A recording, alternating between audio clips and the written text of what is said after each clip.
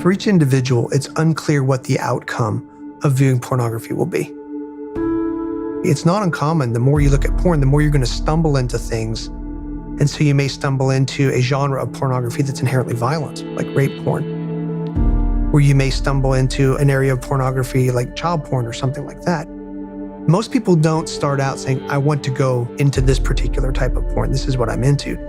It's that process by which you are now caught up in this wave of sexual arousal and excitement. And so what happens then is you now, as you're exposed to more things, you run the risk of now being bound to more and more of these dangerous, really dishonoring forms of pornography or illegal forms of pornography too.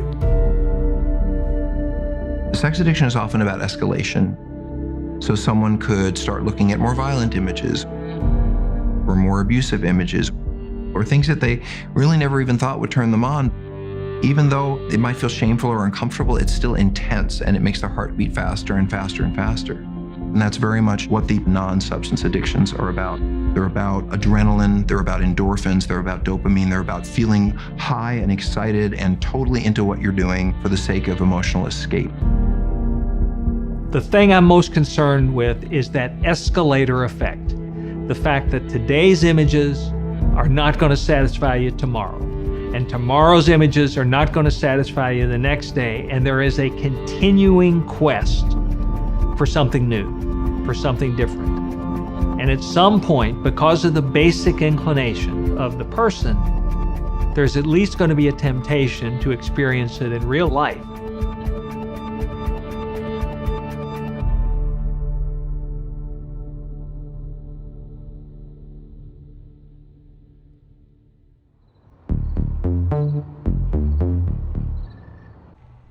My junior and senior year of high school, I was getting more popular with not just girls, but just with the whole school, being the homecoming king. I started getting a little bit away from the porn a little bit. It was just like an afterthought, unless something triggered it. And so I graduated from high school and I fell in love with this girl who's now my wife. We moved from this town into actually where our family's at and everything, both sides of our family. It was during that time where I was passing by a street here in town and there was like this adult store. And I remember I'm like, I don't want to go there. I don't want to go there because if I go there, that's it. I'm going to go right back to the bottom. Sure enough, I found myself opening the door and walking right in. This was before smartphones. This was like in 04, 05.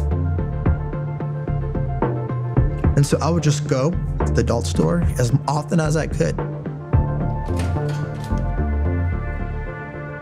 From there, the relationship I had with pornography was definitely progressive. So, first it was just a girl, and then it became two girls. Then it was an orgy. Then it was, all this behavior with certain body parts, these fetishes. And I'm like, I really like this. It came to a point where it's like, I need to experience what I'm seeing because this is just like amazing what I'm seeing. Oh, but it's just paper. Oh, but it's just a page. Oh, but it's on my phone. My wife won't do any of this stuff. No way. She's gonna say, where are you getting these ideas from? So I'm like, a stranger paying for it. Duh. I pay for it and they do what I tell them because I'm paying for it. That was it.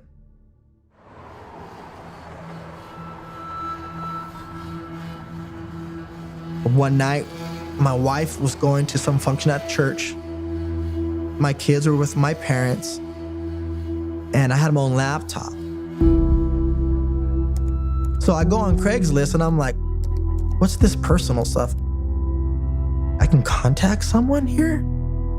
Oh, I am free right now to do whatever I want and no one knows anything. And I said, I'm gonna call. So I'm like, hi. Yeah, we give massages. And I'm like, oh, that's cool. All right, nude massages. I'm like, oh, that's great, that's fine. So when can I come? And she's like, you can come right now if you want. And I said, right now that's what I needed to hear right now.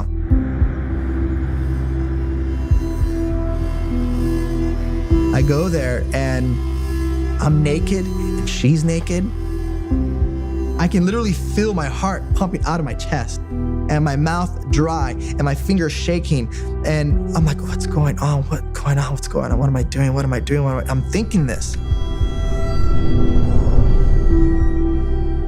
But because of all those unspoken secrets, they all just started taking over me and saying, this is your chance. This is your chance to be like a porn star, where you can say and ask the person to do whatever you want, and because you're paying for it, they will do it.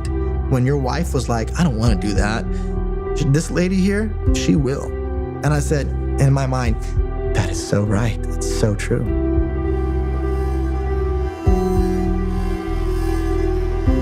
And so that was the lowest I have ever been.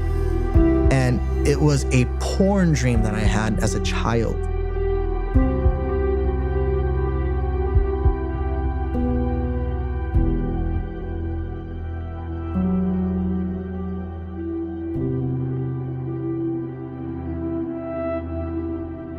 After we were finished, she looked at my ring and she's like, how are you and your wife? And I said something so twisted.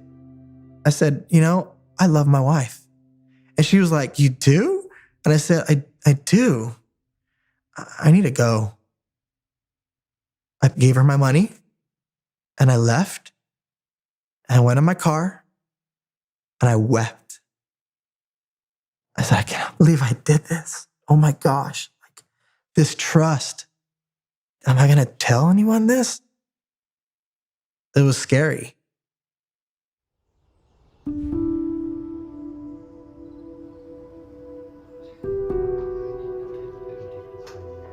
Okay.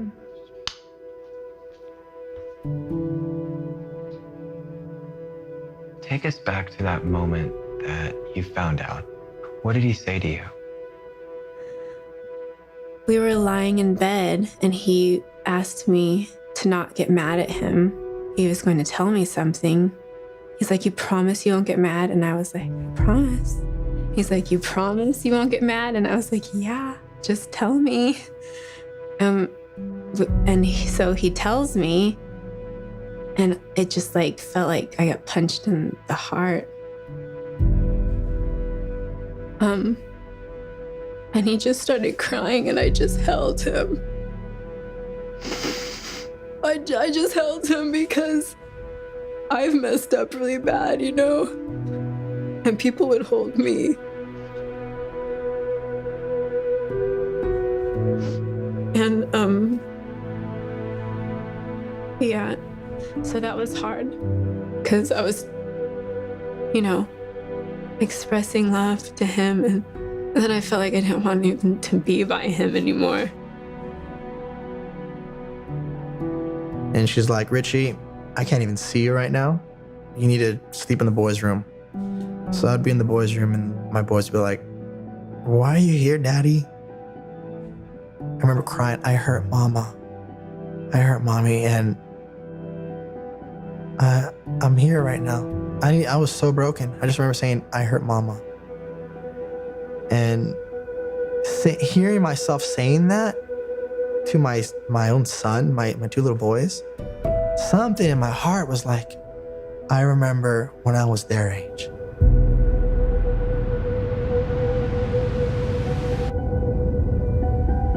I don't want this to repeat in my kids. This can't happen anymore.